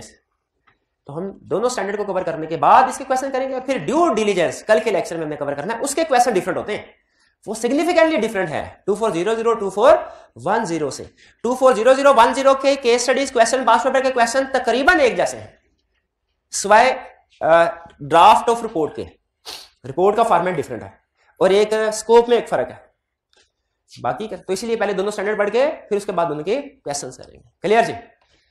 चलिए ये हमारा 2410 यहां पे कंप्लीट होता है। अब थोड़ी ब्रेक लेते हैं नमाज के लिए, फिर इसके बाद हम 2400 की तरफ चलेंगे। जी 2410 हमने कंप्लीट कर लिया। अब हम ISRE 2400 पे चलते हैं। फर्क क्या है 2410 में और 2400 में? हाँ जी बिल्कुल, डिफरेंस आपको याद है। 2410 में हमने स्टार्ट में स्टडी किया था। Engagement to review historical financial statements है। क्या हम इस हिस्टोरिकल का अपोजिट क्या होता है? Historical prospective. हिस्टोरिकल का अपोजिट क्या है? प्रोस्पेक्टिव, फ्यूचर से रिलेटेड, जैसे बजट्स वगैरह, फॉरकास्ट, क्या उनको भी हम रिव्यू कर सकते हैं? बिल्कुल कर सकते हैं। लेकिन अगर ये engagement to review prospective financial information होती ना, तो वो स्टैंडर्ड कोई और होता, वो स्टैंडर्ड कोई और। ये है engagement to review historical financial statement. क्या क्या कंसेप्ट है जिसमें पहले हम स्टडी करेंगे? Conduct of review engagement in accordance with this ISRE, यानी अगर आपने रिव्यू करना है, कौन सा रिव्यू? जो नॉन स्टैट्यूटरी है, जो कि 1 साल का भी हो सकता है, साल से कम पीरियड का भी हो सकता है, ठीक है। तो वो किस स्टैंडर्ड के मुताबिक होगा? ISRE 2400। एथिकल रिक्वायरमेंट्स गैस कीजिए क्या अप्लाई होंगी इस रिव्यू एंगेजमेंट पे? Ethical requirements, independence requirements apply होंगी? बिल्कुल होंगे। Professional scepticism and professional judgement apply, ये प्रिंसिपल अप्लाई होंगे बिल्कुल, प्रीवियस रिव्यू एंगेजमेंट में भी होते। एंगेजमेंट लेवल क्वालिटी कंट्रोल्स, क्या क्वालिटी कंट्रोल्स इंश्योर करने चाहिए? क्वालिटी कंट्रोल्स जितने भी प्रोसीजर परफॉर्म हो क्वालिटी स्टैंडर्ड्स के मुताबिक हो, ठीक है, तो वो इंश्योर करना है। Acceptance and continuous of client relationship and review engagements, क्या एक्सेप्टेंस एंड कंटिन्यूस प्रोसीजर जो ऑडिट एंगेजमेंट में परफॉर्म किए जाते हैं यहां पे भी किए जाएंगे? यहां पे भी किए जाएंगे, बिल्कुल किए जाए। अच्छा मुझे याद आया इससे, जो हमारा 2410 वाला था रिव्यू एंगेजमेंट, उसमें तो एक्सेप्टेंस एंड कंटिन्यूस प्रोसीजर की बात नहीं आई थी ना। इसका मतलब है वहां पे एक्सेप्टेंस प्रोसीजर परफॉर्म नहीं करते, क्या करते हैं, लेकिन वो ऑडिट एंगेजमेंट एक्सेप्ट करते हुए कर लिए गए होंगे। अच्छा मुझे एक सवाल का जवाब दीजिए, अगर स्टैट्यूटरी ऑडिट हो और स्टैट्यूटरी रिव्यू हो, उसमें रिव्यू को एक्सेप्ट उसकी टर्म्स पहले एग्री करते हैं और ऑडिट की बाद में, या दोनों इकट्ठी? दोनों इकट्ठी है, ठीक है। इसीलिए जहां हम ऑडिट के एक्सेप्टेंस प्रोसीजर परफॉर्म कर रहे होते हैं वहां पे इंटरम फाइनेंशियल इंफॉर्मेशन की एंगेजमेंट के प्रोसीजर ऑटोमेटिकली परफॉर्म हो जाते हैं। वहां पे उसने 2410 में एक्सेप्टेंस एंड कंटिन्यूस की बात नहीं की थी, यहां पे की बात कम्युनिकेशन विद मैनेजमेंट है, 2 चाबी गवर्नेंस कम्युनिकेशन होगी। अच्छा आपके ख्याल में यहां पे वो डिटेल में मैटर्स बताएगा कि कौन कौन से मैटर्स कम्युनिकेट करने हैं? मुझे नहीं लगता बताएगा, सिर्फ इतना कह देगा matters of governance interest communicate करने हैं। क्या हमें पता है मैटर्स ऑफ गवर्नेंस इंटरेस्ट कौन से होते हैं? ISA 260 की एग्जांपल याद है कि सिर्फ कंसेप्ट याद है, एग्जांपल नहीं याद? एग्जांपल्स भी याद करें। कम्युनिकेशन, अच्छा performing the engagement procedure perform करें, कौन कौन से प्रोसीजर होंगे भला इसमें? इंक्वायरी, एनालिटिकल और अदर रिव्यू प्रोसीजर। यानी इसका मतलब यह है कि सिर्फ इंक्वायरी भी कर ले तो काम चल जाएगा? नहीं, इंक्वायरी के साथ एनालिटिकल प्रोसीजर भी परफॉर्म करने हैं। अच्छा फिर इसका मतलब यह हुआ इंक्वायरी और एनालिटिकल प्रोसीजर परफॉर्म करें तो काम चल जाएगा? अगर कोई रिस्क सामने ना आए तो, वरना अगर इंक्वायरी और एनालिटिकल प्रोसीजर से रिस्क सामने आए प्रोसीजर परफॉर्म करने का। अगर इंक्वायरी से हमने पूछा गोइंग कंसर्न अजम्पशन एप्रोप्रिएट है, कोई इवेंट या कंडीशन ऐसा तो नहीं है जो डाउट क्रिएट करता हो, हमने पूछा क्लाइंट ने कहा कोई नहीं है। एनालिटिकल प्रोसीजर से भी कोई एडवर्स की रेशियो सामने नहीं आई, क्या हमें गोइंग कंसर्न से रिलेटेड फर्दर प्रोसीजर परफॉर्म करने हैं उनको आइडेंटिफाई करने के लिए? नहीं। लेकिन अगर इस इंक्वायरी के नतीजे में कोई इवेंट या एनालिटिकल प्रोसीजर के नतीजे में कोई गोइंग कंसर्न पे डाउट क्रिएट करता हुआ इवेंट सामने आ जाए, फिर वो वही सारे प्रोसीजर परफॉर्म करने हैं जो ISA 570 ने कहे। ये ज़हन में रखिएगा असूल, अगर रिस्क सामने आ जाए। दूसरी एग्जांपल, मैनेजमेंट से इंक्वायर किया कोई सब्सिक्वेंट इवेंट है क्या आपने सारे subsequent events account for disclose कर दिए, कोई रह तो नहीं गया? उन्होंने कहा नहीं रह गया। क्या हमें उन सब्सिक्वेंट इवेंट्स को आइडेंटिफाई करने के लिए वो प्रोसीजर परफॉर्म करने चाहिए जो ISA 560 ने कहे हैं? नहीं, उन्होंने तो बहुत से 5-6 कहे थे ना, सिर्फ इंक्वायरी कर लें, रिटन रिप्रेजेंटेशन ले लें, खत्म कहानी। लेकिन अगर इंक्वायरी या रिटन रिप्रेजेंटेशन में कोई सब्सिक्वेंट इवेंट सामने आ जाता है तो उसके बाद वो सारे प्रोसीजर परफॉर्म करने हैं जो ISA 560 ने कहे हैं। ये समझ आया आपको? ये रिव्यू में प्रोसीजर किस तरीके से परफॉर्म करते हैं। इंक्वायर किया, सर डेप्रिसिएशन रीजनेबल है? मैनेजमेंट ने कहा जी सर डेप्रिसिएशन रेट और एक्सपेंसेस रीजनेबल है, मैंने कोई मजीद प्रोसीजर परफॉर्म नहीं किए। क्या सही किया या गलत? गलत किया, शाबाश। क्या गलत किया? हाँ, एनालिटिकल प्रोसीजर लगाए नहीं, ये चीज गुड। सब्सिक्वेंट इवेंट हो गया, रिटन रिप्रेजेंटेशन भी हो गया। Evaluating evidence obtain from procedure perform, के सफिशिएंट एप्रोप्रिएट एविडेंस होना चाहिए। Forming practitioners conclusion on financial, conclusion कितने किस्म का होगा? वही 4। मिस स्टेटमेंट है, effect material, effect pervasive, scope limitation, effect material और परवेसिव। प्रैक्टिस इसमें भी रिपोर्ट होगी, लेकिन याद रखिए ये रिपोर्ट फर्क है। इस रिपोर्ट का फॉर्मेट जो 2400 की है और 2410 की रिपोर्ट का फॉर्मेट डिफरेंट है, ये ज़हन में रखिएगा। फर्क क्या है अभी आपके सामने आ जाएगा। डॉक्यूमेंटेशन, इसमें क्या कह रहा होगा? जो प्रोसीजर परफॉर्म किया, एविडेंस ऑब्टेन किया, उसको डॉक्यूमेंट करो। सबसे पहले छोटे छोटे कंसेप्ट्स। प्रैक्टिशनर शैल कंप्लाई, अच्छा यहां पे वर्ड कौन सा यूज कर रहा है नोट करें। Practitioner shell comply with each requirement of this ISRE unless A requirement is not relevant. Ethical requirements comply करेगा? बिल्कुल कह रहा है कोड ऑफ एथिक्स के साथ कंप्लाई करना है हमने, और इंडिपेंडेंस रिक्वायरमेंट्स के लिए भी।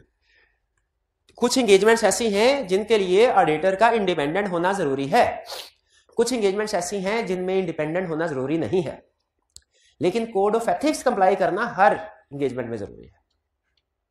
कोई एग्जांपल बता सकते हैं ऐसी एंगेजमेंट की जिसमें इंडिपेंडेंट होना जरूरी नहीं है? एग्रीड अपॉन प्रोसीजर, कंपाइलेशन, ठीक है, इसके स्टैंडर्ड हैं, हमारे सिलेबस में पढ़ने हैं। International standards on related services, कौन से? रिलेटेड सर्विसेज में दो सर्विसेज आती हैं, एग्रीड अपॉन प्रोसीजर और कंपाइलेशन। कंपाइलेशन का मतलब होता है फाइनेंशियल स्टेटमेंट्स या उसका कोई पार्ट, हिस्सा प्रिपेयर करना। कंपाइलेशन अकाउंटिंग नेचर की सर्विस है। एग्रीड अपॉन प्रोसीजर है इंटरनल ऑडिट। एक तरह से इंटरनल ऑडिट को हम क्या कहते हैं? Agreed upon procedure. नाम से लग रहा है ना, वो ऑडिट प्रोसीजर परफॉर्म करने हैं जो तय पाए हों। किसके दरमियान में तय पाए हों? क्लाइंट और सीएफओ के दरमियान। Professional scepticism, professional judgement apply होगा जी। Engagement level quality control, quality control requirements को पूरा करना है। आपने कभी सुना ISO 9001 सर्टिफाइड, इस तरह के सुने हैं नंबर? ये क्या होते हैं ISO? ये इंटरनेशनल स्टैंडर्ड होते हैं जो कि बताते हैं कि अगर आप बिजनेस कर रहे हैं तो इन स्टैंडर्ड्स को मीट करना है, ठीक। उसी तरह क्या ऑडिट करने के लिए भी कोई क्वालिटी कंट्रोल स्टैंडर्ड्स होंगे? क्वालिटी कंट्रोल स्टैंडर्ड्स होंगे, ठीक है, बिल्कुल है। वो है ISQC, international standards on quality control. तो कह रहे हैं किसकी engagement level quality control, engagement partner की जिम्मेदारी है, उसके पास वो कंपिटेंट हो, उसके पास एश्योरेंस और फाइनेंशियल रिपोर्टिंग दोनों चीजों का एक्सपर्ट होना चाहिए एंगेजमेंट पार्टनर। उसे ऑडिटिंग स्टैंडर्ड में भी ग्रिप होनी चाहिए और अकाउंटिंग स्टैंडर्ड्स में भी। Engagement partner shall take responsibility for appropriateness of procedure regarding acceptance and continuous, acceptance continuous procedure perform हुए हो, ये इंश्योर करना है एंगेजमेंट पार्टनर ने। एंगेजमेंट टीम उसने ऐसी चुननी है जिसके पास एप्रोप्रिएट कंपिटेंस कैपेबिलिटी हो। Overall quality of review engagement ensure करना है, रिपोर्ट इंश्योर करनी है कि ठीक हो, यानी जो कंक्लूजन आना चाहिए वही आना चाहिए। अगर एमसीओ मैटर इंक्लूड होना चाहिए तो एमसीओ मैटर भी शो किया जाए, इंक्लूड किया जाए रिपोर्ट में। फिर कह रहा है अगर अच्छा acceptance and continuous procedure perform करने हैं, रिव्यू एंगेजमेंट, ऑडिट एंगेजमेंट में भी करने थे। इनका मकसद क्या होता है कि कोई गलत क्लाइंट एक्सेप्ट ना कर ले, जिसमें इंटेग्रिटी ना हो, जो फ्रॉडिया क्लाइंट हो। अगर स्टार्ट में कोई इंफॉर्मेशन सामने ना आए ऐसी जो इंटेग्रिटी पे डाउट क्रिएट करती है, ड्यूरिंग ऑडिट सामने आए, तो क्या करना चाहिए? क्या अब एक्शन ले सकते हैं उस इंफॉर्मेशन पे? जो पहले पता चलती तो हम विड्रॉ करते। यस, ले सकते। यही वो यहां पे बता रहा है। ये कंसेप्ट भी उसने बहुत से स्टैंडर्ड्स में यूज किया कि एक्सेप्टेंस स्टेज पे अगर आपको क्लाइंट के बारे में सफिशिएंट इंफॉर्मेशन ना मिले, बाद में मिले, तो आप उसके ऊपर स्टिल ड्यूरिंग ऑडिट भी या ड्यूरिंग एंगेजमेंट भी एक्शन ले सकते हैं। Acceptance and continuous client relationship and review engagement, practitioner engagement को एक्सेप्ट करेगा तब जब रैशनल पर्पस होगा और उस पर्पस के लिहाज से रिव्यू एप्रोप्रिएट है। अगर हमारे पास कोई 2410 का रिव्यू करवाने आए ना, तो हमने सिर्फ एक चीज देखनी है, क्या लिस्टेड है कि नहीं, लिस्टेड है कि नहीं।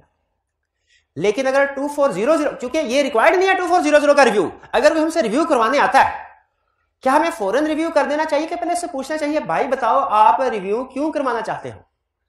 ये पर्पस पूछना जरूरी होता है दो रीजंस की वजह से। एक तो ये कि बाज़ औक़ात जो पर्सन हमसे सर्विस हासिल करना चाहता है ना, वो हो सकता है खुद इतना क्लियर ना हो कि कौन सी सर्विस उसके लिए सूटेबल है, कौन सी सर्विस उसके लिए सूटेबल है। तो हमने उससे पूछना है कि बताइए भैया आपकी जरूरत क्या है, उस जरूरत के लिहाज से उसे हम रिकमेंड करेंगे। और बाज़ औक़ात ऐसे होता है कि वो हो सकता है किसी को मिसलीड करने के लिए करवा रहा हो, यानी हमसे रिव्यू करवा ले, बैंक ने कहा हो कि ऑडिट करवा के लाओ, रीजनेबल एश्योरेंस ऑब्टेन करके लाओ, और हमसे लिमिटेड एश्योरेंस करवा के बैंक को रिपोर्ट सबमिट करवा दें। तो याद रखिए, हमने जब भी कोई हमारे पास सामने क्लाइंट आएगा, हमने उसका रीजन जरूर पूछनी होती है कि वो क्यों रिव्यू करवाना चाहता है। अगर रैशनल पर्पस होगा तो रिव्यू करना है, वरना रिव्यू नहीं करना। क्लियर? अच्छा, अगर वो हमें कहता है कि सर बैंक से लोन लेना है, इसके लिए रिव्यू करवा रहा हूं, ये रैशनल पर्पस है? बिल्कुल है। इससे हमें एक और भी हेल्प मिलेगी। क्या? हम अपनी रिपोर्ट को रिस्ट्रिक्ट कर देंगे उस यूजर तक अदर मैटर पैराग्राफ के जरिए से। तो यहां पे कह रहा है जब भी कोई क्लाइंट आपके पास आए, आपने फौरन एक्सेप्ट नहीं कर लेना।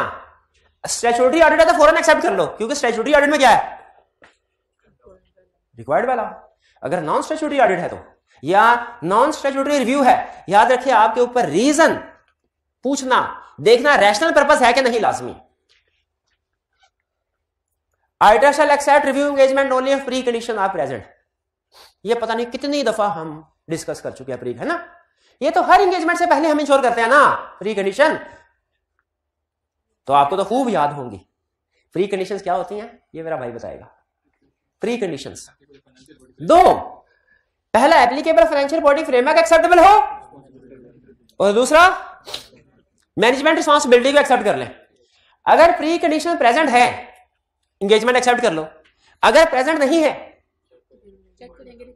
एक्सेप्ट ना करो अनलेस रिक्वायर्ड बाय लॉ। और अगर रिक्वायर्ड बाय लॉ है तो एक्सेप्ट कर लो, लेकिन रिपोर्ट में लिख दो कि ये ISRE के मुताबिक नहीं है या ISA के मुताबिक नहीं है। ये प्री कंडीशन का कंसेप्ट 800 में भी यही था, 805 में भी, 810 में भी, यहां में भी यही है। लेकिन 210 में भी थोड़ा सा फर्क था। 210 में उसने इसको दो हिस्सों में अलग-अलग डिस्कस किया था। अब यहां पे 800 की सीरीज में इकट्ठा डिस्कस करता है। उसमें एप्लीकेबल फाइनेंशियल रिपोर्टिंग फ्रेमवर्क की एक्सेप्टेबिलिटी को अलग किया था उसमें, और मैनेजमेंट रिस्पांसिबिलिटी को अलग। थ्री कंडीशन जो थी ना, थ्री कंडीशन, वो सिर्फ ISA 210 में थी। Three condition clear, done. Practitioner shall agree terms of engagement, engagement letter agree होगा क्या? Included intended use and distribution. किस पर्पस के लिए रिव्यू करवाया जा रहा है, किसको डिस्ट्रीब्यूट करनी है रिव्यू रिपोर्ट, ये भी एंगेजमेंट लेटर में तय पाएगा। तय पाएगा जी। कह रहा है रिकरिंग एंगेजमेंट पे ऑडिटर वैल्यूएट करेगा टर्म्स को रिवाइज करने की जरूरत है कि नहीं। ये वही कंसेप्ट 210 वाला पढ़ा था। ये रिकरिंग एंगेजमेंट पे एंगेजमेंट लेटर रिवाइज होता है कि वही पुराने वाला चलता है? It depends. अगर वो मैनेजमेंट में, फ्रेमवर्क में, सर्कमस्टेंसेस में चेंजेस हो, ओनरशिप में, फ्रेमवर्क में, तो फिर रिवाइज होता है, वरना वही चलता है। तो यहां पे भी यही कह रहा है कि आपने देखना है अगर इनमें कोई चेंजेस है तो रिवाइज करें, वरना नहीं। प्रैक्टिशनर शैल नॉट, हाँ चेंज इन टर्म्स ऑफ, ये 210 की रिवीजन करवा रहा है नहीं। ये वाली बात हमने पढ़ी थी 210 में। Practitioner shall not agree to change in terms of engagement if there is no reasonable justification. क्या मैनेजमेंट हमें कह सकती है चेंज करो टर्म्स को? तो कर देंगे ना, रीजनेबलनेस चेक करेंगे। अच्छा, आप मुझे बता सकते हैं इस पैराग्राफ का और इस पैराग्राफ का क्या फर्क है? इसमें भी चेंज की बात नहीं कर रहा। हाँ, ये प्रैक्टिशनर की असेसमेंट है, ये मैनेजमेंट की तरफ से है। ये ड्यूरिंग एंगेजमेंट है, ये स्टार्ट ऑफ रिकरिंग एंगेजमेंट है। ये है ड्यूरिंग एंगेजमेंट, ऑडिटर काम कर रहा है, चलते काम में रिपोर्ट इशू होने से पहले मैनेजमेंट ने कह दिया कि सर इसको चेंज कर दिया, अब हमने रिव्यू नहीं करवाना, अब हमने एग्रीड अपॉन प्रोसीजर करवाना है। तो मान लेंगे उनकी बात? पूछेंगे रीजनेबल जस्टिफिकेशन। अगर रीजनेबल जस्टिफिकेशन तो एग्री करेंगे, अगर रीजनेबल जस्टिफिकेशन नहीं है तो क्या करेंगे? पुरानी एंगेजमेंट के मुताबिक कंटिन्यू करेंगे। अगर मैनेजमेंट इजाजत ना दे तो स्कोप लिमिटेशन होगा। शाबाश। Communication with management and 2-4 week वर्नर टाइमली बेसिस पे करेगा। मजीद वो कुछ नहीं बता रहा है, इसका मतलब क्या हुआ? सारी चीजें वो कौन सा स्टैंडर्ड नंबर बता, 260 और 265 वाली अप्लाई होगी। परफॉर्मिंग द एंगेजमेंट, सबसे पहले कह रहा है मटीरियलिटी डिटरमिन की जाएगी क्या, और बाद में सब्सिक्वेंटली रिवाइज भी हो सकती है। वो कंसेप्ट जो पूरे पूरे ऑडिट के स्टैंडर्ड में है, यहां पे एक एक लाइन में निपटा रहा है, क्योंकि उसे पता है, हमने पहले पढ़े होगा। मटीरियलिटी का स्टैंडर्ड कौन सा है? 320, छोटा सा स्टैंडर्ड हमने अभी नहीं पढ़ा हुआ है ना। कुछ हमने 200 से 700 की सीरीज के कुछ स्टैंडर्ड छोटे छोटे हमने अभी नहीं पढ़े हुए, ठीक है, वो हमने पढ़ने हैं। 320 ये अहम चीज। Practitioner understanding of entity obtain करेगा, understanding of internal control obtain करने की जरूरत नहीं है। ये है स्कोप में फर्क, इसको अंडरलाइन कर लें। Understanding of control, understanding required नहीं तो टेस्ट ऑफ कंट्रोल भी रिक्वायर्ड नहीं होगा।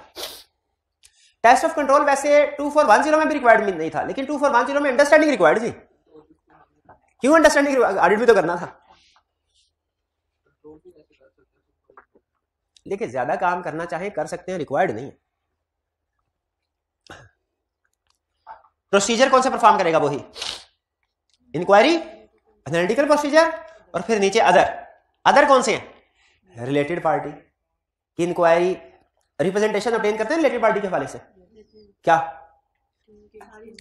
कि सारी रिलेटेड पार्टीज जिनका मैनेजमेंट को पता है वो उसने आइडेंटिफाई करके हमें भी डिस्क्लोज कर दी फाइनेंशियल स्टेटमेंट में। फ्रॉड से रिलेटेड कि जितने भी इंस्टेंसेस पता है उसको फ्रॉड से बता दिया। Non compliance with laws, going concern, others को यूज कर सकता है, इंटरनल ऑडिटर को, एक्सपर्ट्स को रिव्यू में कर सकता है। अच्छा, इस लाइन का क्या मतलब है? Practitioner shall obtain evidence that financial statement reconcile with underlying accounting records.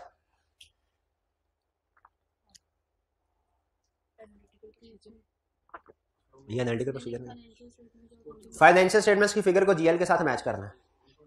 Match करते हैं ना, किसी भी एरिया में सबसे पहला काम यही करते हैं, जीएल के साथ मैच करते हैं कि जो फाइनेंशियल स्टेटमेंट फिगर आ रही है टी अकाउंट में भी वही फिगर है कि नहीं, ट्रायल बैलेंस में भी। If practitioner becomes aware that financial statement may be materially misstated, practitioner shall design and perform additional procedure to conclude whether misstatement। ये वही बात है कि अगर तो ये प्रोसीजर परफॉर्म करने से कोई रिस्क सामने नहीं आता तो कुछ नहीं करना, लेकिन अगर ये प्रोसीजर परफॉर्म करने से कोई रिस्क सामने आता है तो फिर हमने वो सारे प्रोसीजर परफॉर्म करने होंगे जो ऑडिट में परफॉर्म करते हैं, जो उस रिस्क को एड्रेस करने के लिए जरूरी। सब्सिक्वेंट इवेंट्स एडजस्ट होते हैं। सब्सिक्वेंट इवेंट्स में कोई रिप्रेजेंटेशन ऑब्टेन करते हैं मैनेजमेंट से? रिटर्न रिप्रेजेंटेशन, ये तो भी बात होगी, रिटर्न रिप्रेजेंटेशन भी ऑब्टेन करनी है। अच्छा, ये कंसेप्ट आपने ध्यान में रखने हैं। वो एग्जाम में कोई छोटी सी केस स्टडी बना के आपसे पूछ सकता है, बताओ रिव्यू एंगेजमेंट में ये प्रोसीजर परफॉर्म होता है कि नहीं, सब्सिक्वेंट इवेंट होते हैं कि नहीं, गोइंग कंसर्न होता है कि नहीं, किस हद तक प्रोसीजर परफॉर्म होते हैं। यही पूछ, सबसे अहम क्वेश्चन जो 2410 2400 में सेट करेगा ना, वो प्रोसीजर का करेगा। कुछ ना कुछ प्रोसीजर आपको देके आपसे पूछेगा, बताओ ये प्रोसीजर परफॉर्म करना सफिशिएंट है या मजीद भी काम करना है। 2410 2400 में उसका फेवरेट केस स्टडी क्या होती है कि कोई ना कोई आपको सिचुएशन में प्रोसीजर बताता है और क्या कहता है, बताओ रिव्यू के अंदर इतना काम सफिशिएंट है कि मजीद करना है। तो रिव्यू में रिटर्न रिप्रेजेंटेशन ऑब्टेन करनी चाहिए, बिल्कुल। अगर रिप्रेजेंटेशन लेटर नहीं मिलता क्या करें? Disclaimer of conclusion. ये तो 705 में भी पढ़ा था, और सॉरी 580 में भी। स्कोप लिमिटेशन हो जाती है ना, रिप्रेजेंटेशन लेटर ना मिलना। इवैल्यूएटिंग एविडेंस, ऑडिटर इवैल्यूएट करेगा सफिशिएंट एप्रोप्रिएट एविडेंस मिल गया कि नहीं। फॉर्मिंग कंक्लूजन वही अनमोडिफाइड या मोडिफाइड, अगर मिस स्टेटमेंट स्कोप लिमिटेशन है वही टेबल। डॉक्यूमेंटेशन करनी है जी, करनी है, बिल्कुल करनी है। अब है जी एलिमेंट्स, जरा पढ़ के बताइए ये कोई एलिमेंट डिफरेंट है इसका 2410 की रिपोर्ट के साथ? टाइटल है, टाइटल में क्या फर्क था? हाँ, 2410 में इंडिपेंडेंट ऑडिटर था टाइटल। इंडिपेंडेंट ऑडिटर यहां पे क्या है? Independent practitioners report. इंडिपेंडेंट का वर्ड कॉमन था, जो हमें ये मैसेज दे रहा है कि कोड ऑफ एथिक्स दोनों में अप्लाई होगा। Addressee as required by circumstances, क्योंकि इसकी सर्कमस्टेंसेस डिफरेंट हो सकती है, वहां पे उसने सर्कमस्टेंसेस पे जोर नहीं दिया था। 2400 का एड्रेस डिफरेंट हो सकता है। इंट्रोडक्टरी पैराग्राफ जिसमें क्या लिखा होगा? फाइनेंशियल स्टेटमेंट्स, डेट, पीरियड, ये सारी चीजें मेरे ख्याल वही है, same. Description of responsibility of management same. अच्छा, अब इंटरेस्टिंगली हमें ये देखना पड़ेगा कि उसमें तो उसने मैनेजमेंट की रिस्पांसिबिलिटीज, ऑडिटर की रिस्पांसिबिलिटीज एक इंट्रोडक्टरी पैराग्राफ में डाल दी थी। इसमें हमने ये देखना है कि अलग अलग है कि एक ही पैराग्राफ में है, ये देखना होगा। If financial statements are special purpose financial statements, ये बात नहीं थी, क्योंकि वो जो जनरल पब्लिक के लिए इश्यू करनी है ना स्टैट्यूटरी, वो तो जनरल पर्पस होती है, ये स्पेशल पर्पस भी हो सकती है। अगर special purpose financial statement, description of the purpose, intended user, और अगर चॉइस ऑफ फ्रेमवर्क है तो मैनेजमेंट की रिस्पांसिबिलिटी होगी फ्रेमवर्क को सेलेक्ट करना।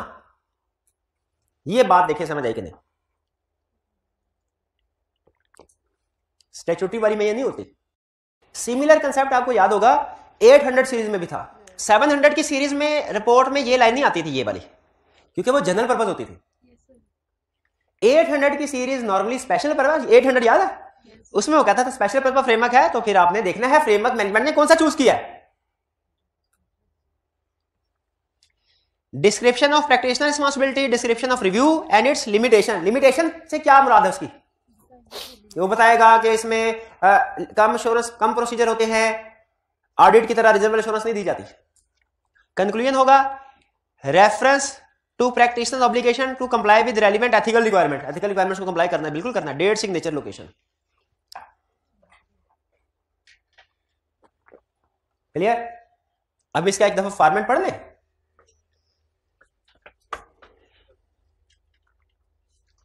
ये क्या, अच्छा ये वही बात कर रहा है जो पहले पढ़ी थी।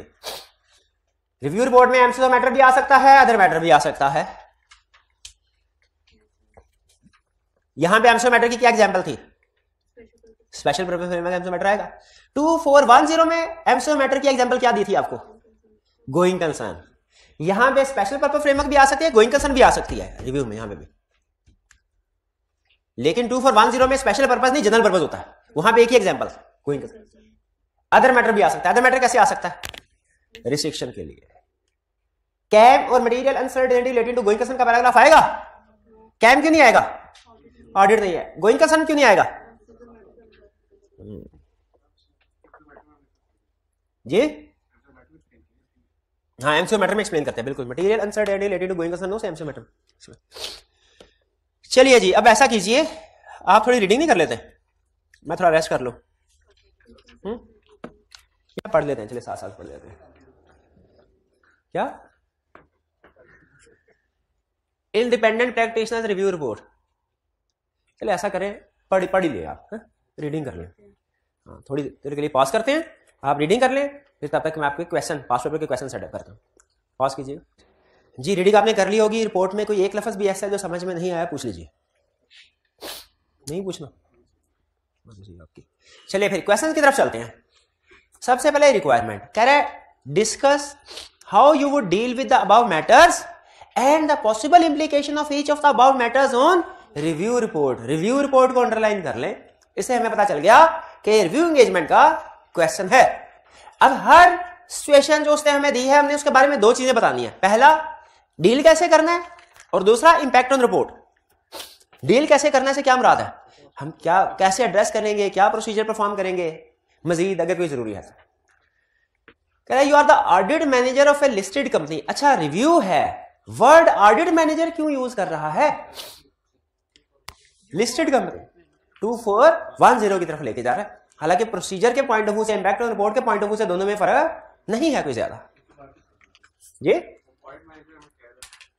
हाँ, Race Limited BL during your discussion with the audit client deputed on the review assignment of BL's interim financial statements। Audit manager से, लिस्टेड के लफ्ज से और इंटरम फाइनेंशियल, ये तीनों अल्फाज से हमें पता चल रहा है। इनमें से कोई एक लफ्ज भी हमारे सामने आ जाता है, हमें इंडिकेशन मिल जाती है कि 2410 की असाइनमेंट है। इंटरम के लफ्ज से, लिस्टेड से और ऑडिट मैनेजर से। The following matters are highlighted. Half year ended. पहला matter, item was not asked to attend the stock count at end of the period. Consequently, the audit team relied on the physical count sheet provided by the management। जी सही है, गलत है? गलत है। क्यों? Review कर रहे हैं, स्टॉक काउंट करना जरूरी नहीं है, ग्रेट, लेकिन सिर्फ स्टॉक शीट ले लेना भी काफी नहीं है। हाँ जी, इंक्वायरी करनी है और एनालिटिकल प्रोसीजर परफॉर्म करने हैं। ये लिखना है आपने कि रिव्यू में स्टॉक काउंट लाजमी नहीं, लेकिन इंक्वायरी और एनालिटिकल प्रोसीजर तो लाजमी है। वो कहां किए हैं क्या? ना इंक्वायरी की, ना एनालिटिकल प्रोसीजर किया। हम लिखेंगे और फिर लिखेंगे अगर इंक्वायरी और एनालिटिकल प्रोसीजर से कोई मजीद मिस स्टेटमेंट सामने नहीं आती तो अनमोडिफाइड ओपिनियन, सॉरी कंक्लूजन। और अगर कोई मिस स्टेटमेंट सामने आ जाती है तो फिर मॉडिफाइड कंक्लूजन। अगर कोई रिस्क सामने आता है फिर अदर प्रोसीजर, और अगर कोई मिस स्टेटमेंट सामने आ जाती है फिर मॉडिफाइड कंक्लूजन की तरफ जाएंगे। लिया? तो इसमें यह जरूरी नहीं स्टॉक काउंट, लेकिन स्टॉक शीट भी काफी नहीं। अब आगे अलर्ट रह के आपने जवाब देना है। Second, BL has significant accumulated losses and its current liabilities exceeded the current assets. किस तरफ लेके जा रहा है? Going concern. अब हमें इंक्वायरी या एनालिटिकल प्रोसीजर से ये गोइंग कंसर्न के इवेंट्स या कंडीशन सामने आ गए, क्या हमें इनको एड्रेस करने के लिए वो प्रोसीजर जो 570 में पढ़े थे परफॉर्म करने हैं कि नहीं? क्यों करने हैं? रिव्यू में तो प्रोसीजर कम होते हैं, आप कह रहे हैं ऑडिट वाले क्या करने हैं? क्योंकि रिस्क सामने आ गया। शाबाश, ठीक है। अब इंपैक्ट ऑन रिव्यू रिपोर्ट पे क्या होगा? अगर ये प्रोसीजर परफॉर्म करने से आपको पता चले going concern assumption not appropriate है, नॉट अप्रोप्रिएट, और क्लाइंट ने फाइनेंशियल स्टेटमेंट्स गोइंग कंसर्न पे बनाई है, फिर क्या करेंगे?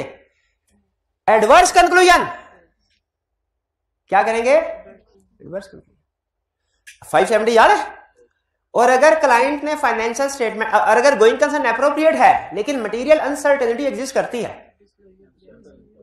अगर डिस्क्लोजर ठीक दिया हुआ है तो एमसीएस मैटर, अगर डिस्क्लोजर ठीक नहीं दिया हुआ तो फिर मिस स्टेटमेंट होगी और इफेक्ट मटेरियल है तो क्वालिफाइड कंक्लूजन, परवेसिव है तो एडवर्स। क्या ये सारी बातें यहां पे लिखनी चाहिए? क्योंकि उसने सिर्फ हमें इवेंट्स या कंडीशन दिया है, क्वेश्चन के अंदर ये क्लियरली नहीं बताया कि गोइंग कंसर्न अजम्पशन एप्रोप्रिएट है कि नहीं।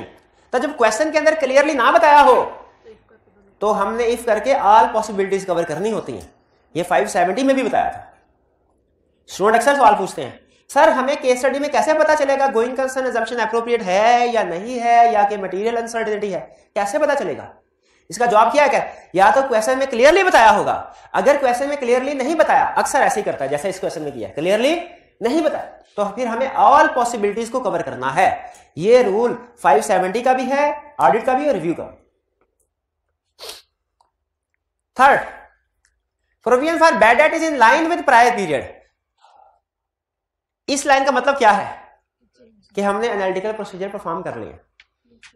However, age analysis of debtor has not been used. Age analysis use नहीं हुआ,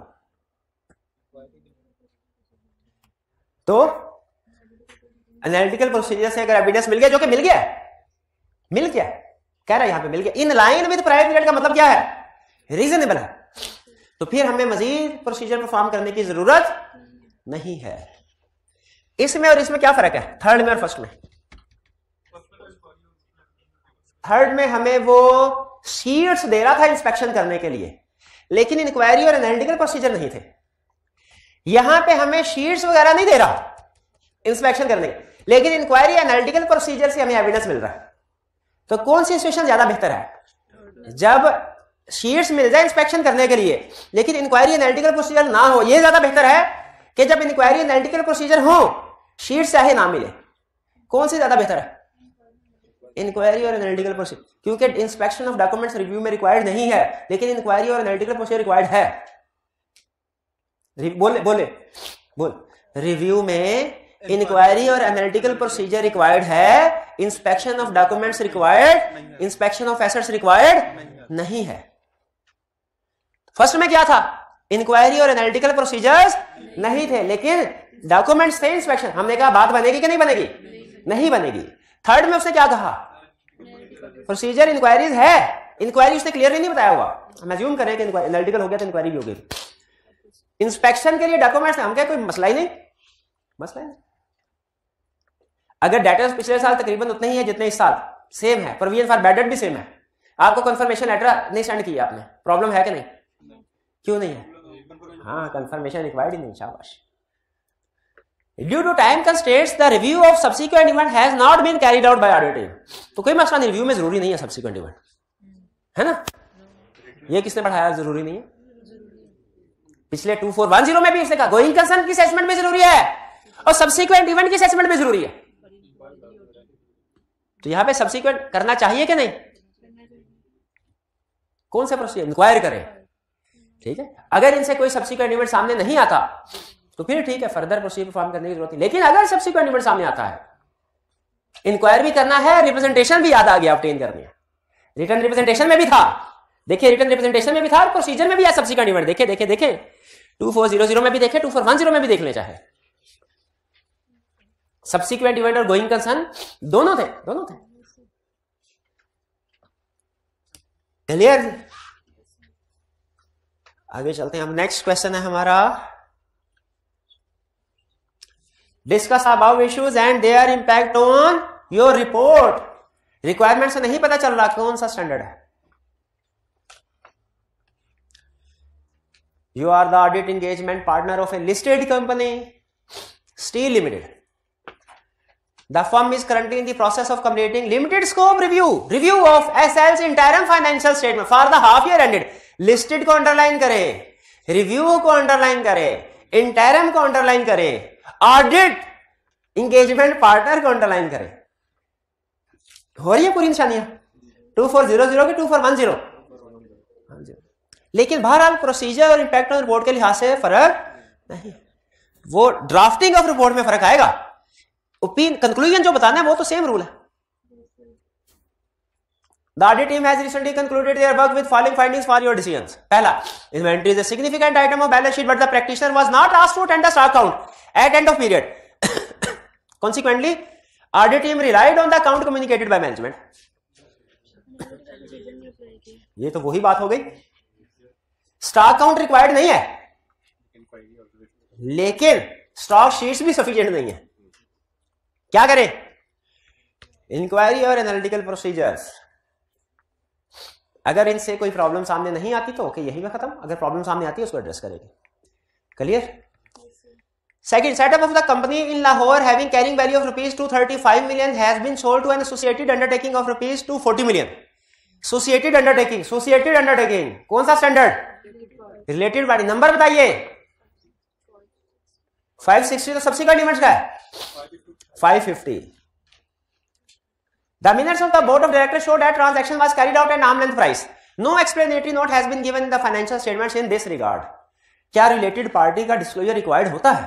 Yes, sir. होता है, बिल्कुल। रिव्यू में भी यस, ठीक है। यहां पे कह रहा है कि फाइनेंशियल स्टेटमेंट्स में कोई नोट नहीं है, एक्सप्लेनेटरी नोट होना चाहिए। yes, बिल्कुल होना चाहिए। मैनेजमेंट से रिप्रेजेंटेशन भी ऑब्टेन करेंगे, रिलेटेड पार्टी है ना उस वाले से। मैनेजमेंट से ये भी कहेंगे कि रिलेटेड पार्टी ट्रांजैक्शन को डिस्क्लोज करे फाइनेंशियल स्टेटमेंट्स में। अगर मैनेजमेंट डिस्क्लोज कर देती है तो ठीक, अगर नहीं करती तो फिर मिस स्टेटमेंट है, क्वालिफाइड या एडवर्स कंक्लूजन। ठीक। अच्छा, ये रिलेटेड पार्टी है, इसमें तो की ऑर्डर मैटर भी आ जाएगा। क्यों? रिलेटेड पार्टी ट्रांजैक्शन में की ऑर्डर मैटर नहीं आता क्या? रिव्यू में नहीं आता। ठीक ठीक। Third, as a percentage of total debts, the provision for bad debts are in accordance with previous history of the company.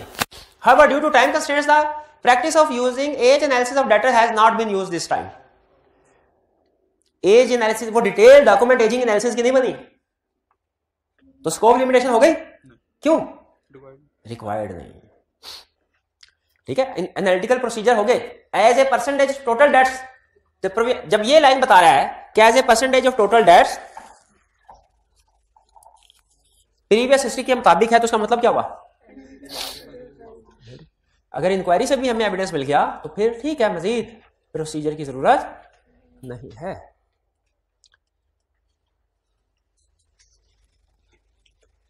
ये थर्ड क्वेश्चन। चलिए, ये अब आपकी होम असाइनमेंट है। थर्ड क्वेश्चन ये आपने रिटर्न फॉर्म में होम असाइनमेंट करनी। अच्छा, कल के लिए सुन लें। कल हम कर रहे हैं ड्यू डिलीजेंस। ड्यू डिलीजेंस क्या होती है? आपने बिजनेस खरीदना है। क्या करना है? चलता चलाया बिजनेस खरीदना है। तो आप बिजनेस खरीदने के लिए उस बिजनेस के बारे में कोई इंफॉर्मेशन हासिल करना चाहेंगे। किस किस्म की इंफॉर्मेशन? ये आपने कल एक पेज पे लिख के लाना है। ड्यू डिलीजेंस एंगेजमेंट में याद रखे, आपने ऑडिटर बन के नहीं, बिजनेसमैन बन के सोचना है। ड्यू डिलीजेंस एक तीसरी टाइप ऑफ रिव्यू एंगेजमेंट है। इसका क्वेश्चन आईकैप सबसे ज्यादा पूछता है, और इस क्वेश्चन को अटेम्प्ट करने के लिए जो सबसे बड़ी स्किल रिक्वायर्ड है वो क्या है भला? कि आपने ऑडिटर बन के नहीं क्या बन के सोचना है? बिजनेसमैन। अगर ऑडिटर बन के सोचेंगे कभी भी ड्यू डिलीजेंस का क्वेश्चन कंप्लीट अटेम्प्ट नहीं कर पाएंगे, क्योंकि ड्यू डिलीजेंस में सिर्फ फाइनेंशियल इश्यूज नहीं आइडेंटिफाई करने होते, ऑपरेशनल इश्यूज भी आइडेंटिफाई करने होते हैं, लीगल इश्यूज भी, कॉन्ट्रैक्चुअल इश्यूज भी आइडेंटिफाई करने होते हैं। तो आपने कल एक पेज के ऊपर ये पॉइंट्स लिख के लाने हैं कि अगर जिंदगी में कभी आपको कोई बिजनेस बाय करने का मिडिल लेवल, मौका मिला मिडिल लेवल बिजनेस बाय करने का, तो आप कौन कौन से फैक्टर्स देखेंगे? ठीक है, ये आपने लिख के लाने हैं। यहां से कल ड्यू डिलीजेंस एंगेजमेंट को स्टार्ट करेंगे।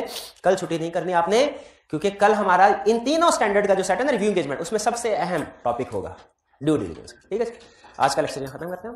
अल्लाह हाफिज।